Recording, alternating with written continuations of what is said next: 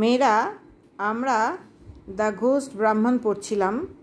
আমরা 34 পেজে এই ছবির আগে পর্যন্ত পড়েছিলাম, এর পরের অংশে আমরা আসছি।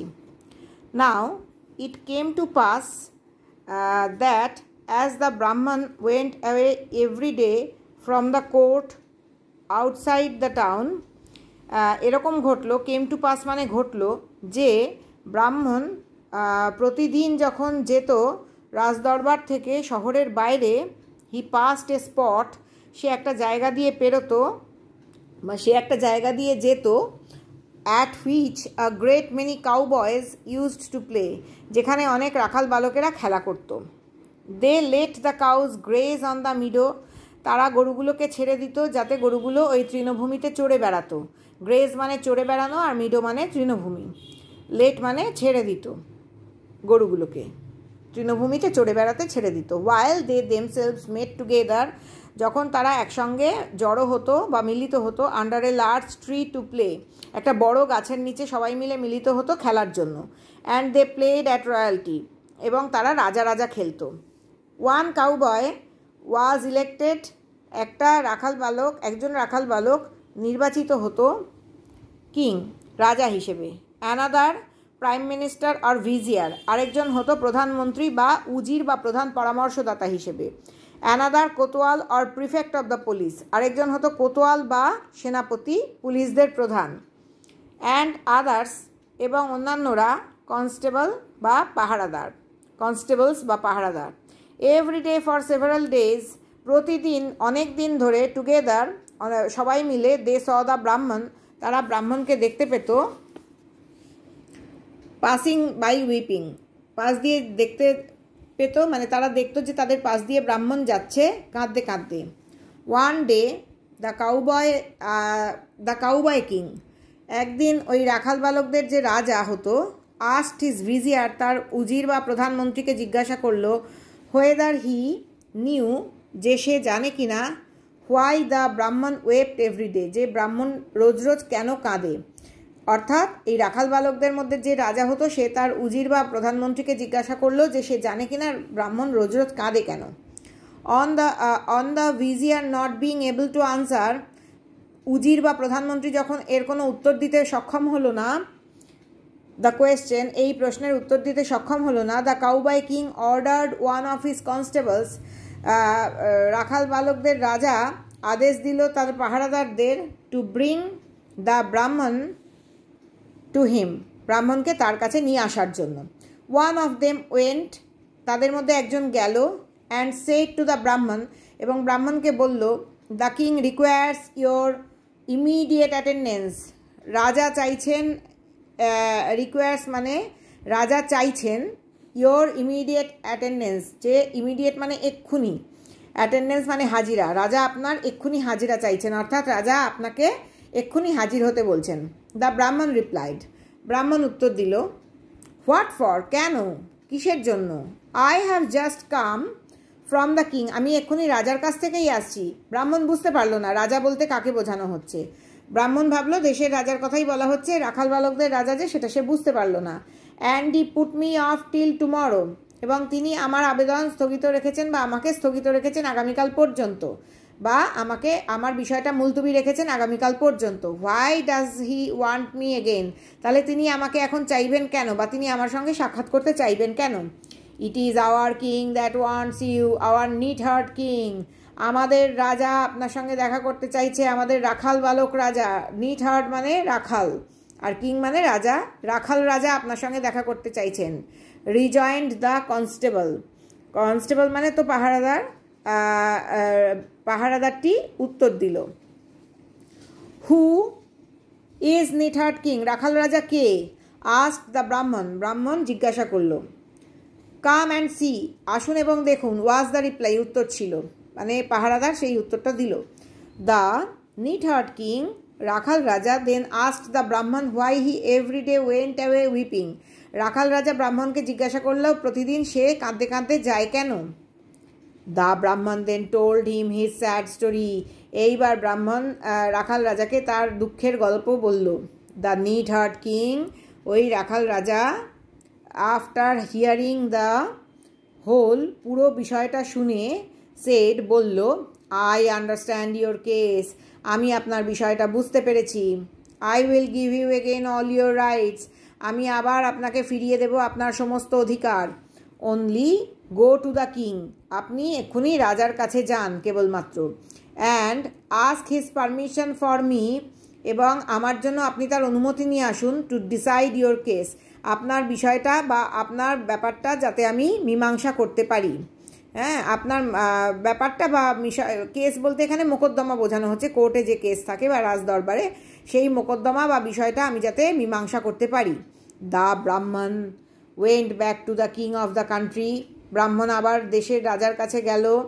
And begged his majesty to send his case to the neatherd king, এবং আবেদন করলো, বেগড মানে আবেদন করা, বেগার মানে ভিখারি, যে ভিক্ষার জন্য আবেদন করে, বেগড মানে আবেদন করা বা চাওয়া। হিজ ম্যাজেস্টি মানে রাজা, রাজার কাছে আবেদন করলো যাতে তিনি মোকদ্দমাটা বা বিষয়টা রাখাল রাজার কাছে পাঠিয়ে দেন। Who had offered to decide it, যে প্রস্তাব দিয়েছে যে এই মোকদ্দমাটা সে মীমাংসা করে দেবে। The king hmm the case had greatly puzzled, রাজা যাকে এই মোকদ্দমা বা কেস বা বিষয়টা অত্যন্ত বেশি হতবুদ্ধি করে দিয়েছিল, গ্র্যান্টেড দ্য পারমিশন, গ্র্যান্টেড মানে দিল আর পারমিশন মানে অনুমতি, অনুমতি দিলেন। সট, সট মানে সিকের পাস্ট পার্টিসিপল বা পাস্ট টেন্স, সট মানে যা চাওয়া হয়েছিল। কি চাওয়া হয়েছিল না অনুমতি চাওয়া হয়েছিল, যে অনুমতি চাওয়া হয়েছিল রাজা সেই অনুমতি দিলেন। The following morning was fixed for the trial, পরের দিন সকালবেলাটা এই বিচারের জন্য নির্ধারিত হলো, সময় স্থির হলো। The neatherd king who saw through the whole, রাখাল রাজা যিনি পুরো বিষয়টা দেখে নিয়েছিলেন, brought with him next day a phial, রাখাল রাজা সঙ্গে করে একটা শিশি নিয়ে এলেন। উইথ এ ন্যারো নেক, একটা সরু গলাওলা একটা শিশি, তোমরা শিশি নিশ্চয়ই জানো, বোতল, সরু গলাওলা বোতল বা শিশি। দ্য ব্রাহ্মণ অ্যান্ড দ্য ঘোস্ট ব্রাহ্মণ, ব্রাহ্মণ এবং ভূত ব্রাহ্মণ, বোথ অ্যাপিয়ার্ড অ্যাট দ্য বার, দুজনেই এসে হাজির হলো আসামির কাঠগড়ায়। বার মানে হচ্ছে আসামির কাঠগড়া। After a great deal of examination of witnesses, সাক্ষীদের খুব ভালো করে পরীক্ষা নিরীক্ষা করার পর, প্রচুর, গ্রেট ডিল অফ মানে প্রচুর পরিমাণে পরীক্ষা নিরীক্ষা করার পর সাক্ষীদের, অ্যান্ড অফ স্পিচ মেকিং, এবং যে বক্তব্য ওখানে রাখা হলো সেই সমস্তগুলো পরীক্ষা নিরীক্ষা করার পর, the neatherd king said, রাখাল রাজা বলল, well I have heard enough, ঠিক আছে আমি যথেষ্ট শুনেছি। I will decide the case at once, আমি এই ব্যাপারটা বা বিষয়টা এক্ষুনি সমাধান করে দিচ্ছি। হিয়ার ইজ দ্য ফায়াল, এই হচ্ছে শিশি। Whichever of you will enter into it shall be declared by the court to be the rightful owner of the house, the title of which is in dispute. Whichever of you, তোমাদের মধ্যে যিনি, will enter ঢুকতে পারবেন, into ইট এই শিশিটার মধ্যে, অর্থাৎ তোমাদের মধ্যে যিনি এই শিশিটার মধ্যে ঢুকতে পারবেন, shall be declared by the court, রাজদরবারের দ্বারা তিনি ঘোষিত হবেন, ডিক্লেয়ার্ড মানে ঘোষিত হবেন, to be the rightful owner, আইনসঙ্গত মালিক বা আইনি মালিক। কিসের কিসের আইনি মালিক? অফ দ্য হাউস, ওই বাড়ির আইনি মালিক হবেন। দ্য টাইটেল অফ হুইচ, যেটার মালিকানা নিয়ে, টাইটেল মানে মালিকানা, হুইচ মানে এই হাউস বোঝাচ্ছে, যেটার মালিকানা, ইজ ইন ডিসপিউট, যেটার মালিকানা নিয়ে এই গোটা বিবাদ বা মোকদ্দমাটা তৈরি হয়েছে। নাও লেট মি সি, এবার আমাকে দেখতে দাও। Which of you will enter, তোমাদের মধ্যে কে ঢুকতে পারবে এই শিশিতে? দ্য ব্রাহ্মণ সেড, ব্রাহ্মণ বলল, you are such a neat heart, you are a neat heart, sorry, তুমি একজন রাখাল বালক, and your intellect is that of a neat heart, এবং তোমার বুদ্ধিও হচ্ছে রাখালেরই মতো। রাখাল মানে যারা গরু চড়ায়, গরু চড়ানো রাখালের মতোই তোমার বুদ্ধি। What man can enter into such a small file, মানুষ কি করে, হোয়াট ম্যান ক্যান এন্টার, কোন মানুষ ঢুকতে পারবে ওই রকম একটা ছোট্ট শিশির মধ্যে? সত্যিই তো স্বাভাবিক, কোনো মানুষের পক্ষে কি একটা ছোট্ট শিশিতে ঢোকা সম্ভব? তোমরা বা আমি কেউ পারবো? সম্ভব নয়। ব্রাহ্মণও সেই স্বাভাবিক উত্তরটাই দিল, ইফ ইউ ক্যানট এন্টার, যদি তুমি ঢুকতে না পারো, said the neatherd king, রাখাল রাজা বলল, then you are not the rightful owner, তাহলে তুমি আইনি মালিক নও ওই বাড়ির। What do you say sir to this, আপনি কি বলতে চাইছেন স্যার এই বিষয় বা এই ব্যাপারে? টার্নিং টু দ্য ঘোস্ট ব্রাহ্মণ, অ্যান্ড অ্যাড্রেসিং হিম, এবার রাখাল রাজা ওই ভূত ব্রাহ্মণের দিকে ফিরল এবং তাকে উদ্দেশ্য করে বলল, if you can enter into the phial, যদি আপনি এই শিশিটায় ঢুকতে পারেন, then the house and the wife and the mother become yours, এই শিশিটায় আপনি ঢুকতে পারলেই ওই বাড়ি, আপনার স্ত্রী এবং মা সবই আপনারই হবে। অফকোর্স আই উইল এন্টার, অবশ্যই আমি ঢুকবো। এখানে চালাকিটা নিশ্চয়ই তোমরা গল্পটা শুনতে শুনতেই বুঝতে পারছো। কে ঢুকতে পারবে? কোনো মানুষ ঢুকতে পারবে না, প্রাপ্তবয়স্ক ছোট বড় কোনো মানুষই ঢুকতে পারবে না।